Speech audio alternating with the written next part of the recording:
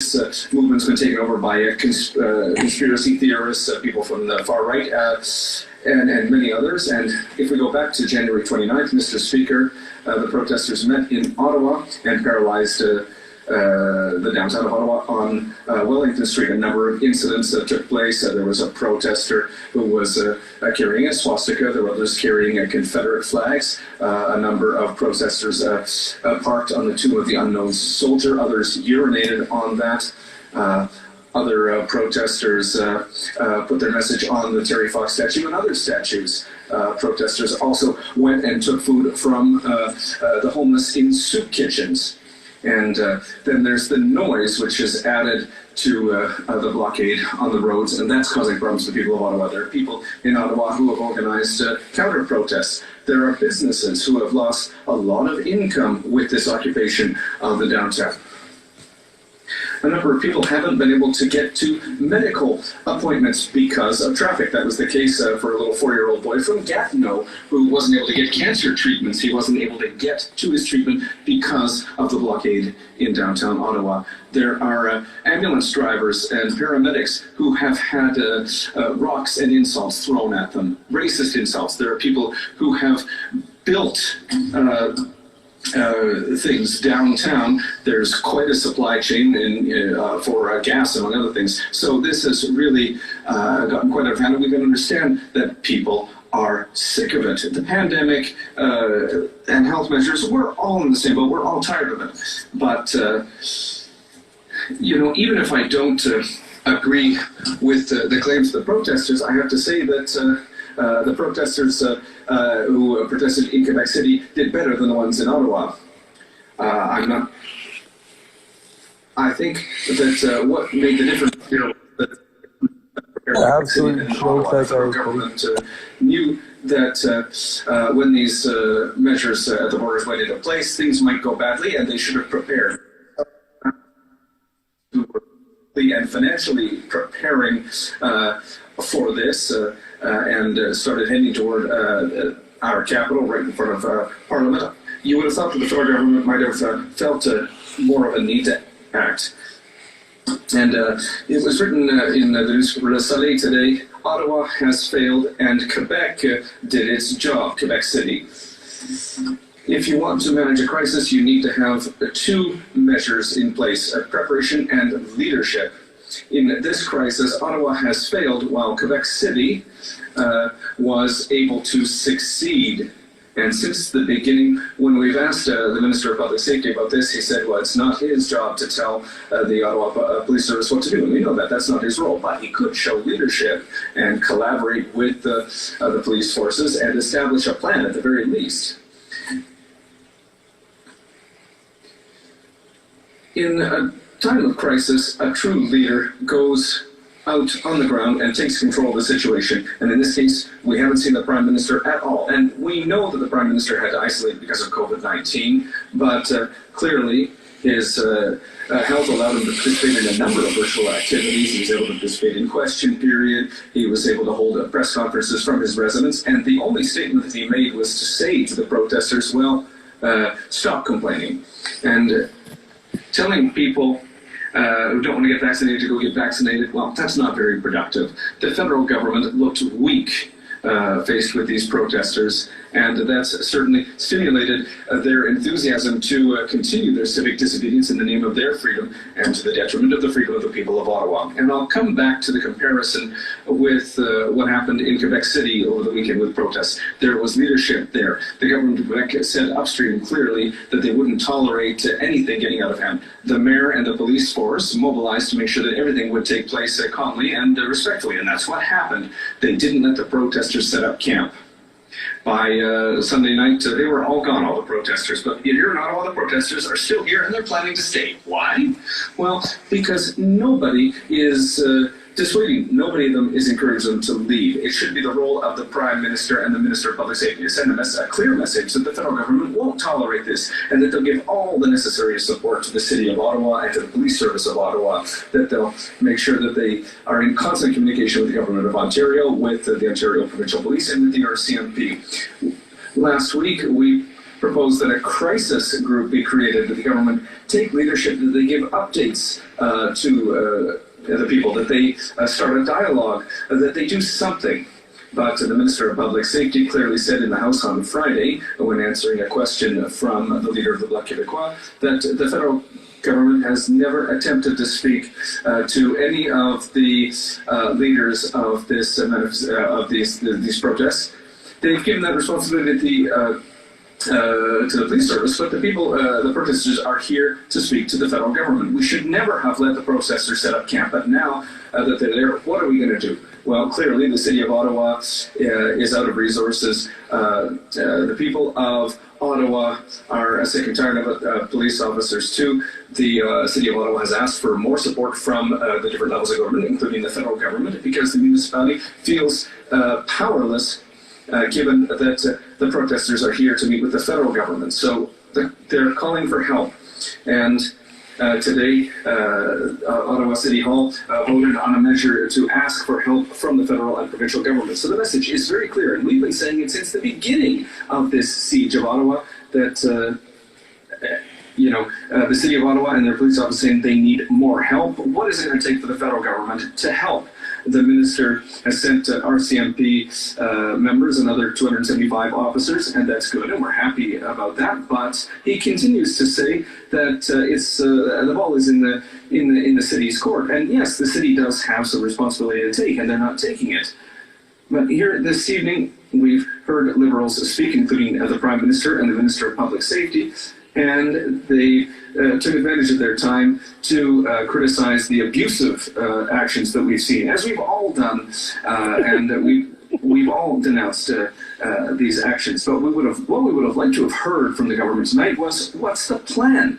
The government's going to send more money to the RCMP. Great. What else? We haven't heard anything else. What is the mandate of those officers? The RCMP is to continue to ensure the safety of people. Is it to increase surveillance, or is it to end what's happening in the city of Ottawa, to end this siege? So this is a missed opportunity for the federal government and for the Prime Minister to send a clear message to the people of Ottawa and the protesters, and to show that they're in control and that they won't let things degenerate. We've seen abusive actions, and we don't want to see any more, but we don't know what's going to happen next. So it's unfortunate with what we've seen tonight. Sure. Yeah, I agree. Shut up, sit down. Saying the same garbage, man. Based on what I've said, because I've taken a stand against this protest, and it's unfortunate to see our society divided this way. But I'm doing my job in this, Mr. Speaker, and it's time the federal government did its job. Thank you. Questions and comments? Member for Kingston and the Island. Thank you very much, Mr. Speaker, and I thank the member for her intervention today and her comments. The first request that's being made, the primary request that's being made by the leaders of this convoy, is that the Governor General dissolve this Parliament and appoint the Senate and the Governor General to form a quote Citizens of Canada Committee. Does this to this member seem like a group that can enter into negotiations with effectively? The Honourable Member for Avignon, Matapédia. Thank you, Mr. Speaker. I'd like to thank my colleague for his question, and I would correct him. The first demand, the initial demand made by these protesters was based on the rules put in place by the federal government to ensure that truckers are vaccinated when they cross the Canada-US border. And so that was the initial demand. I didn't see the federal government have a dialogue on that or attempt to send a message to the protesters. And yes, things have degenerated since then. And as I've said, there are some ridiculous demands, but some are more legitimate. We know that people are fed up, and that's what people are trying to tell. Oh my God, This is half the problem with our politics, man. They all just argue nonsense with each other. That's why nothing ever gets done. He is going to make the truckers get into their cabs tomorrow and drive off. Questions and comments? The Honourable Member for Oshawa. Thank you, Mr. Speaker, and I want to thank my colleague for her excellent speech and her sincere desire and work together. And He's a dumb I was bitch. upset with the. And fuck that guy from Oshawa. At least he's conservative. Instead of coming out to end the vaccine mandates, he was name calling, he was demonizing, dehumanizing these Canadians, and he has infringed on their charter rights and freedoms. And in order to continue that, he needs to show that it's demonstrably justified. And Mr. Speaker, we're seeing today the CDC recognizes natural immunity. WHO scientists are saying, recommending dropping these mobility restrictions. Johns Hopkins says that the restrictions and lockdowns don't work. And Dr. Fauci in The Lancet says that both vaccinated and unvaccinated Canadians people transmit the virus equally since the Delta variant. So the science says that we could come out with a plan to stop the restrictions, get back to normal. Would she support the opposition leaders and the government getting together to let these demonstrators know there is a plan, there is a solution, there is an end. Let's end this together. The Honourable Member for Avignon-Lavitius-Matane-Matapédia. I'd like to thank my colleague for his question, but that's what the Bloc Québécois has been calling for since the beginning, that we create a crisis group for those who are directly involved in the ground, and we're open to the government discussing with the opposition parties because we have ideas and we're all tired of the public health measures, but the ones that my colleague is talking about right now, most of those were put in place by the provinces, by Quebec in particular, so it's not the federal government who can get rid of certain confinement measures because the federal government didn't put those in place. So there are certainly discussions that can be had, and I would agree with him. Everyone wants to see what's the way out of this. Is there a plan? And we don't understand why it's different for the government, to not do that. We know that we can't predict the future. We know there could be a new variant, but there should be some kind of plan. And the Quebec government is doing that. They're going step by step with a deconfinement plan. So maybe we need to see a similar plan from the federal government, at least for the measures that are under their jurisdiction. That would be good for everyone.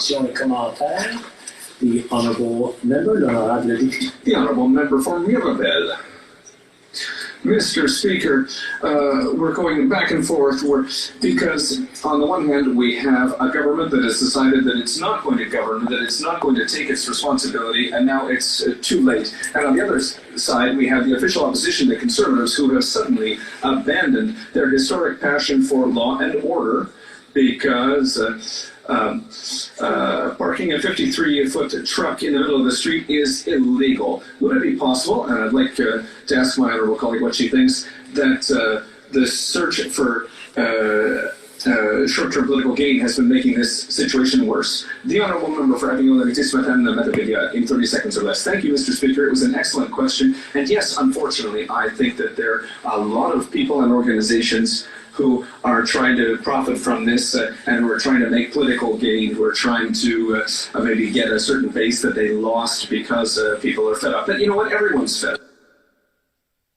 Yo, Shacky Music, answer your DMs for my dad wants to get that message out more than others, and I see that I'm out of time, but I hope that everyone, all elected officials, can work together in a good way so we can get out of this crisis. Thank you. Resuming debate, the Honourable Member for Saint-Jean. Thank you very much, Mr. Speaker, and I would like to start by saying that I'm very happy to speak to this situation in front of us tonight. Unfortunately, I hope we wouldn't get to this point, but it's necessary. So I'm not going to go back on the description of what happened with, all of the unfortunate things that we've seen, which took place. My colleague outlined that very well. So I'd like to go speak to some other points, something that's maybe a little bit more, not necessarily emotional, but maybe talk to some of the missed opportunities that we've seen because this situation has got worse and worse. So all those things that we missed. I would like to say, Mr. Speaker, that despite the fact that we are in a house where there are parties who sometimes by definition should not be in agreement with the ruling party as part of political jousting, in the fact, however, we are, most of us, close to a similar position that we seem to have lost. The And that's unfortunately what is going on right now. We've been polarized by the situation.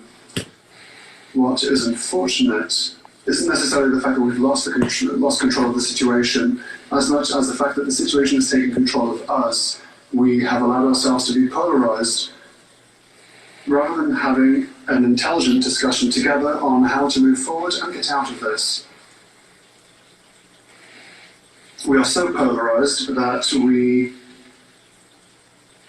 seem to have forgotten how we are collectively sick of COVID. We seem to have ignored this fact in the reproaches we've had against those who have criticized the most radical of protests. Some people have accused them of being against protesters. Therefore, you are for closing restaurants, you are for the fact that people are losing jobs. But no one's happy that people are losing jobs, but that's what people seem to be communicating now. Some people have even said, if you're against the fact that people are protesting, you're against freedom of expression. And me, myself, I've taken part in a number of protests in the past. What I can say is that it's not the case for me. The issue is that the Prime Minister has missed the opportunity to avoid this situation. He is leader, and therefore he has to be a source of de-escalation. This started with the fact that he called some people racists, extremists. He muzzled those who were a bit more moderate in their claims and put them in the same proverbial basket. And so the more moderate and the more thoughtful protesters perhaps didn't want themselves to denounce their fellow protesters, and so a certain form of polarization was fostered.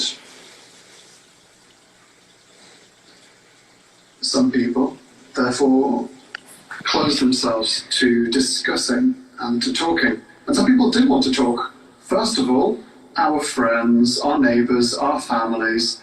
When I say we, I mean we, all MPs, those who have talked to us. Unless you live under a rock, you know that something is happening out there. And our friends, our close ones, said, hey, I brought my daughter to see the trucks. It's nice to see that people are finally mobilizing because we are truly sick of COVID. When you take the time to talk to them, you realize that, well, we agree on a number of issues, and there were many people who were ready to protest in a perfectly benevolent way and peaceful way, but the situation has been allowed to run rampant. And the protest in Ottawa turned into the collective protesting of how sick people are. And this was scooped up by ill-intentioned individuals. It was diverted. The message itself was diverted. But when you speak to these people, these friends, your friends and family, when you spoke to them at the very beginning of the protest, you realized that people were doxing others. They were giving out MPs' addresses and numbers, saying, go harass them. But a lot of people were saying, no, I want to protest, I'm sick of COVID, but I don't want that to happen. And so when you were talking to these people, you realized that we were much closer to what they wanted and what they were thinking rather than anything else. There are also protesters who took their cars and who drove around, people with whom discussion was possible. I did it myself. On day 3, I believe, of the protest, I was waiting for my car. I was waiting for another car. I was waiting behind a car with a Quebec flag. I said, hang on, we're not the day before the Saint-Jean-Baptiste. So I asked them, are you going to take your time because I have things to do? And they said, no. Are you here to protest? I said, no, I'm a parliamentarian. And so we started talking. And it was in a perfectly good atmosphere because these people were open to discussion. We talked about a number of issues. For example, I asked them, why are you here? Well, I told them truckers required to be vaccinated to go to both sides of the border. And the protester said, oh, I didn't know that. But and I said, what do you think about the fact that the protest is making restaurants lose money? You're trying to help them by protesting, but you're harming them. And they said, I haven't thought about this. And we talked about this for more than the time it took for them to load their car. And then we said our goodbyes and gave each other our best wishes. But these channels of conversation and dialogue were cut by the Prime Minister. It's a missed opportunity to tell parliamentarians to talk to the protesters. People Austin, brother, you there? have the same opinion as you do. And the third group of people whose channel of communication has been severed, intelligent communication has been severed because the situation has been exacerbated. The situation has gotten so bad that we wonder if intelligent conversation is even possible. We were so polarized that we felt obliged to say either we are for or we are against, which wasn't the case in Quebec City. There was a protest at the end of the week. Everyone Austin. found it perfectly accessible. No one said I'm not obliged to say. Yeah, I brother. gotta take a phone call, bro. I'll get this back on in a few minutes if you guys are still on. In a disciplined way. Yeah, I'm gonna Okay, probably hit the perfect. streets right now, anyways. Yeah, no All right, problem, brother. man. I'll Appreciate be you in and putting out that of your on for us. lives more often for sure, bro. Racist and Alrighty? Yes, sir. Truck yeah, guys. Much love, brother. they're against the Truck, protest, yeah, they're brother. against freedom of expression.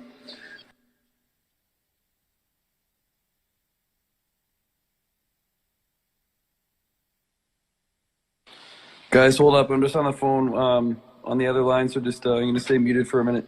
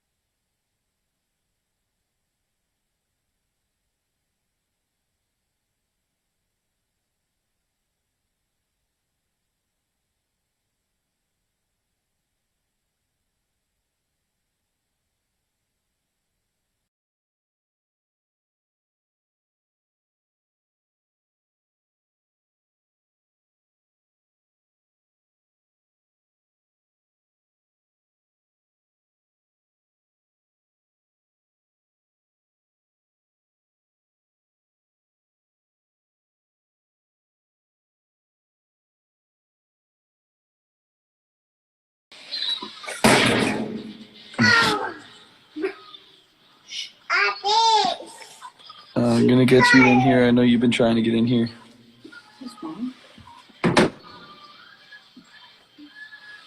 Yeah, you guys can if you want.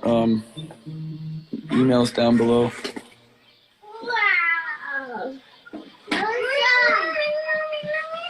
You guys can donate to the email down below. E-transfers are best because I get the e-transfers right away, and I can send them out right away. Thank you, Kelly. Much love. No, I'm not a dad. Those are all my nephews. No, you didn't hear Dora the Explorer.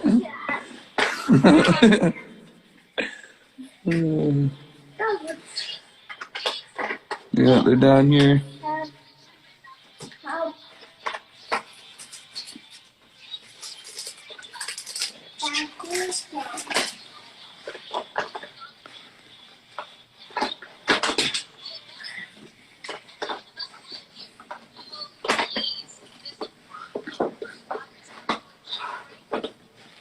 How's that?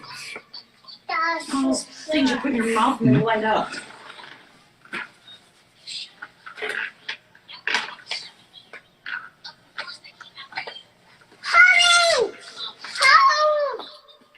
What?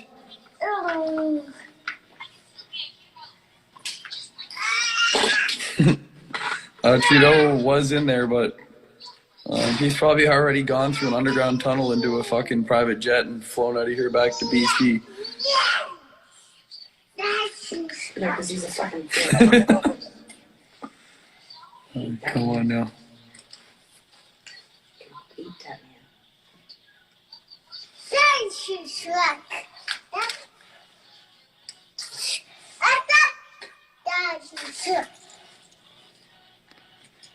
Is your truck a Hemi? Those Hemis are pretty dope. I have 5.7. Yeah, it is a Hemi, man. What happened with this debate? I keep trying to get this person in here, but they keep declining after they request to join, so I'm going to give up on that one.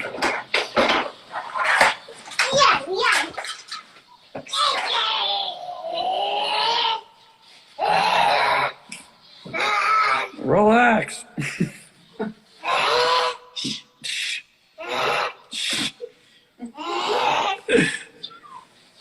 No, I wasn't there for the old guy that got arrested.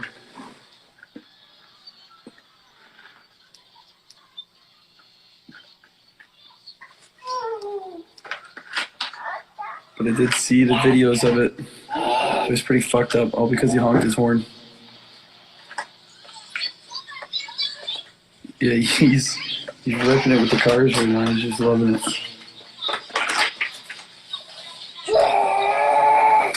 Yeah, he's... Chill out, buddy. Yeah, that's a truck. Garbage truck. No, that's a monster truck. Monster truck.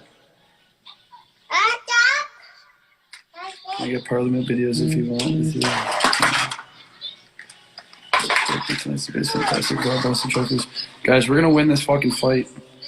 These truckers aren't going anywhere. The protesters aren't going anywhere. I'd like to thank my We're here to colleague fucking stay. for excellent And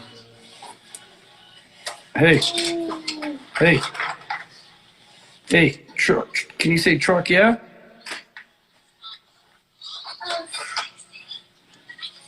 No, he's too busy with his cars.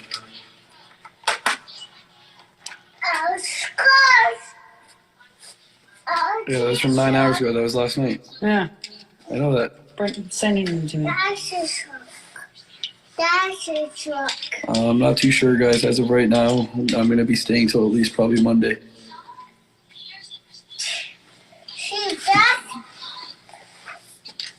This guy's committed with the hot dogs. This guy's been in my life for like 3 days talking about the hot dogs. He wants a hot dog review of the free hot dogs they're giving out on the streets. Oh my God, it was hamburgers.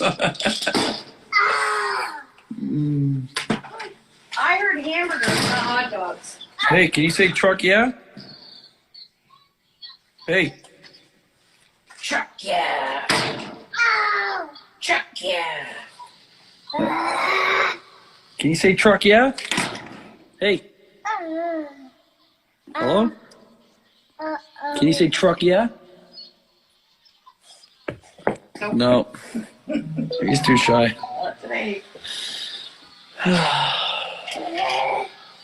Got another person that wants to join up.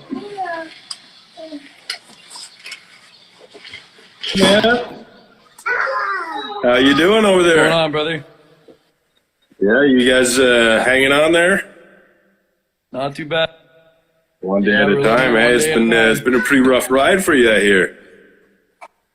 Oh my goodness. Yeah, man. And we've been following you just about every day here. Every time I get an opportunity, try to log on, see what's going on with the shots by Hill. Hell yeah. We're still out here, bro. I'm about to slap the Yeah? You got your phone all